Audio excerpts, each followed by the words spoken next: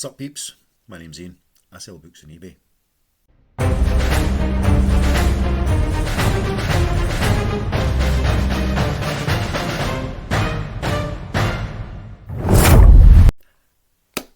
I've been out buying books. Had a cold for a week, can't quite chase it, it's really annoying. Anyway, out at the weekend, picked up a stack of books, nowhere near as many as usual. The shelves were a wee bit bare, or the bins were a wee bit bare, but still managed to pick up a lot of bread and butter and a couple of nice wee extras that, you know, as usual, look for a few that'll pay for everything, and then the rest's just penny profit coming in as it goes along. So maybe about 100 books in total. Really not an awful lot, but I'll show you what I got, see what you think, and I'll give you an idea about what I expect to do with them as I go along. Anyway, let's get started. Stephanie Meyer, Twilight. Twilight is old now. It's old hat, but if you price them right, and with all the wee kind of extra titles that she's brought out over the years, they'll still sell. I sell these paperbacks for like a couple of quid each, buy two get one free, etc., and they move at a reasonable pace. Again, looking for them in good condition, good to very good, and then you can always keep them selling as you go along.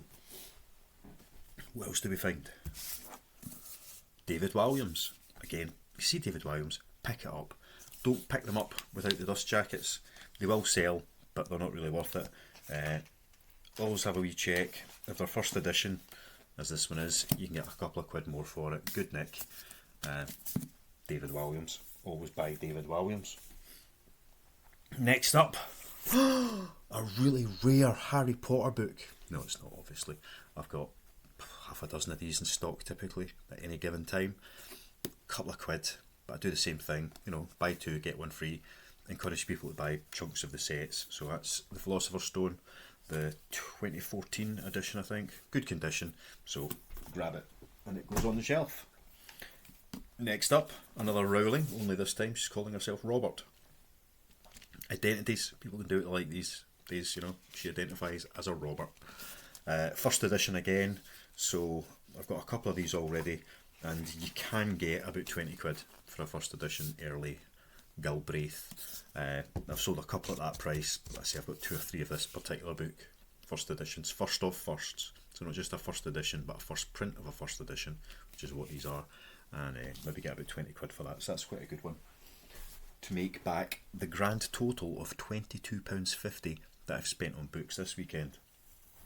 So that Galbraith book just about covers the lot. Right, some bread and butter. We've got some Anne Cleeves. We got some Jojo Moyes. We got some Dorothy Comsong. Little bit of Alex Gray. Little bit of Grisham. Lots of little bits. Lots of little bits. A Nesbo. Usually looking for like up to a dozen of those. Linwood Barclay. Again, they're all ones. I did get a stack of Baldacci. 1, 2, 3, 4, 5, 6. That's me just showing off that I can count. Again, they sell for a couple of quid each. There's nothing spectacular within them, but it all adds up. I got a trio of Santa Montefiore. Again, not expensive books, but they sell reasonably quickly. I got another trio of Katie Flynn. Pulp, people love them, sell them if they love them. A solitary Susan Lewis.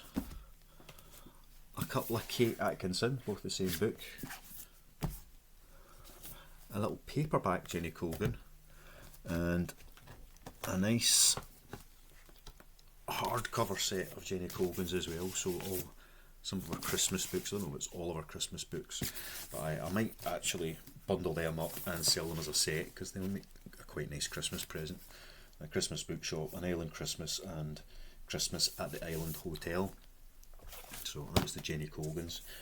Normally I'd go about 4 quid each on those ones because they're hardcovers, but I might look at what they weigh and see what it's worth selling them for, as a set. Let's stick them over there out the way so I can get to the next lot.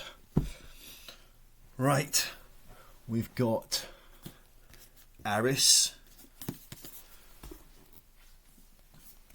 Buman, Kinsella, Ford, a couple of Al McDermotts, a lonely Lynn Anderson,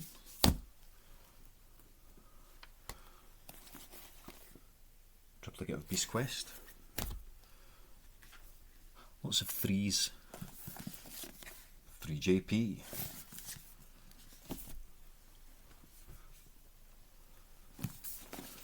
three LP as in Leslie Pierce. Then we got a lonely Lucinda. I love this alliteration, it's working well. Lucinda Riley book. Whenever you get a few of them, they just suddenly sell.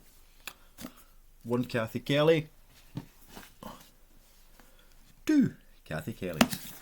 So that's a lot of the kind of bread and butter titles that I like, or authors I should say, not necessarily the titles, but authors that I look out for. And when I see them, I just grab them, and they stack up and they stack up and they stack up until there's big bundles of them everywhere and people buy them. A couple of more interesting books. R.A. Salvatore, I'm sure that's not how you pronounce his name, Salvatore, whatever. Anyway, Homeland, part of a Legend of Drizzt Book 1, The Forgotten Realms. So it's, again, nothing spectacular, but it's fairly rare over here. It's not a UK book, it is a USA edition, so you can get £7 or £8 for it. It's quite nice. Put that in that pile. My musical autobiographies, when I see them, I grab them. They might only sell for a couple of quid, but sometimes they're just worth a wee bit more. It's a first edition, really nice nick, kind of Christmas gift. Anyone who's a fan of ACDC may get that bought for them by a child. And then Phantasmagoria. I had no idea what this was.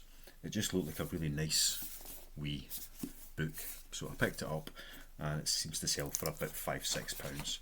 So again, nothing crazy, but a nice wee book, and I'm feeling that might be a good gift one again. When you look for stuff different, you find it. Lost Japan, Penguin books, that orange spine. I like the look of them, so I always grab them. Sometimes they're just worth a couple of quid, sometimes they're worth £3 or £4, sometimes more. This one is around about the £4 mark. So Lost Japan by Alex Kerr. Lovely looking wee book. Got that up and listed. Again, it might be a gifter because it's in good nick. An author I have seen quite a lot of lately and seems to be quite popular, Colleen Hoover. I've got a few, I've had a few sitting for a while. They've all just been listed singly, so now I'm going to get them bundled up so that I've got a Colleen Hoover listing, because I've got quite a few of them, and see how they go. But they seem to be popular. They don't sell for big money or anything, they're pretty standard, but they seem to move if you do them right. Another author who I always pick up when I see him, Kazo Isuru. Never Let Me Go, that one. There's a few. I mean, this one's pretty tatty, so it won't go for much, but it seems to be quite popular. They move quite quickly. Again, not crazy prices, £3-4 usually for one of his books, but they do sell. That's the main thing. Right, more bread and butters. Ian Banks. So Raw Spirit. I've got a few copies of this. Don't know if I've sold any yet, but it sits on the shelf. Somebody will take it at some point. And The Player of Games, which is one of his sci-fi culture novels. I love these books when they've... I'm sure I would love them if I read them again. So it's 1997 print of it. It's not like the original 80s one, but cracking books. It's in really good condition. I've got a few of these. Consider Phlebas, Use of Weapons, Fearsome Engine, etc. So that'll go in the Ian Banks bundle along with Raw Spirit, which is a book about whiskey. Couple of David Gemmels. a wee stack of vintage Stephen King, so BCA hardcovers. We've got Cell and Gerald's Game, and then we've got an old paperback of Christine. So £2.50 is the price on the back of that one, which means it's after the movie. I don't know. It's still got 1984 date in it, but I've got a feeling it's probably slightly later than that because it does mention the film and the book only came out in like 83 or something, so yeah, who knows. Anyway, Raymond Feist, whoever it is. Again, I've got a few of these. They've just been slowly adding up, and now I think I have enough to turn them into an actual Raymond Feist listing. I'm assuming they're fantasy. I've never actually paid that much attention. I always just like the look of them. Yeah, 3 worlds will teeter on the brink of destruction as the Third Rift War, the Dark War, is unleashed. So aye. Raymond Feist. We'll see how they go. You've heard me talking about this dude a few times. Greg Hurwitz, love him. Orphan X books. Marion Keyes. Stephen Hawking. They sell. Peter May. And this one is another signed by the author. It doesn't add a huge amount of value in Peter May books. There's his scribble there. But it's a couple of quid more than normal if you can get it to sell. Another favourite. Wimpy Kid. If you see a Jeff Kinney, pick it up. All day long you'll have good luck. Just bundle them up and let people choose which ones they want. A couple of Cobins, always popular. Yes, what have we got here? Robert Crais. I should learn how to say people's names, shouldn't I? A wee Matt Haig. I've got a few Matt Haigs. I've only ever sold one or two, but again, they always just look like nice books, so I buy them. 25p, can't go wrong. And a hardcover Osman, the man who died twice. So I've got dozens of the Thursday Murder Club, a lot fewer of the follow-up books, and usually as soon as I've got the first 3 hardcovers available, somebody will just buy all 3, but now there's a 4th, so very soon the shelves will start filling up with all the books that were released before Christmas. And that'll be more for people to go and pick up. Right, last few of slightly different ones, one-offs. Bit of Bob Mortimer. I was watching him on Would I Lie to You the other day, and oh man, Bob's a genius, him and Vic. Back when that first came out, I was a teenager, and it was just Vic and Bob. Wow. And all the grown-ups, woo! Now, those same people who are 70s, 80s, love watching him on Would I Lie to You because he's so funny and he's always been like that, man. You didn't appreciate it when you were younger. It's taken people a long time to catch up with Vic and Bob. Not everybody, a lot. Obviously they wouldn't have been successful if that was the case, but yeah, love a bit of Bob and Vic. And then I thought this was a curious book, Accidentally Wes Anderson.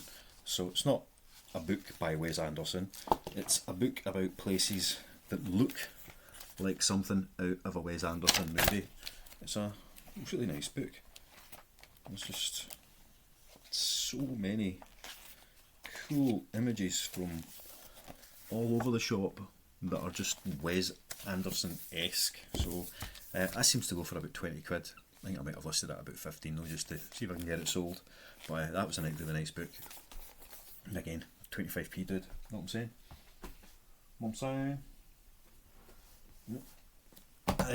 Last couple. The Mind Manual by Dr. Alex George. Self-help books. I find them sometimes are worth 2 quid, sometimes they're worth a tenner. I think that one's about a fiver. So if I see them, I pick them up because you just never ever know. VW Campers for Beginners. Now I think this is off of a YouTube channel. Did I see that somewhere? Who knows, but it seems to sell for like about a tenner, so yeah, I'll take that. Well, I won't take the book, I'll sell the book hopefully and get a tenner. And the last one, which goes for about 20 quid, is The Lost Journal of Indiana Jones. Really good nick. I don't think it's ever been read. It's still got the kind of cardboard sleevey bit that goes round the outside. And again, yeah, 25p. If it turns into 20 notes, I'm a happy man. That's it. There's another few wee bits and pieces scattered around that I picked up, but that's kind of the bulk of the books that I got. Matthew Perry's memoir, I got that as well, but it sold almost straight away, so it's actually been and gone out the door. Yeah, and a few others that I just got listed up and sorted out pretty pronto, but that's the most part of it there. That's what we got. Anyway, I shall leave it there. 15 minutes is more than enough of your time. It's going to be 16 minutes by the time I've finished, let's be honest. So have a great day, have a great week, have a great month, have a great life. All that shite. Love you. See ya. Bye.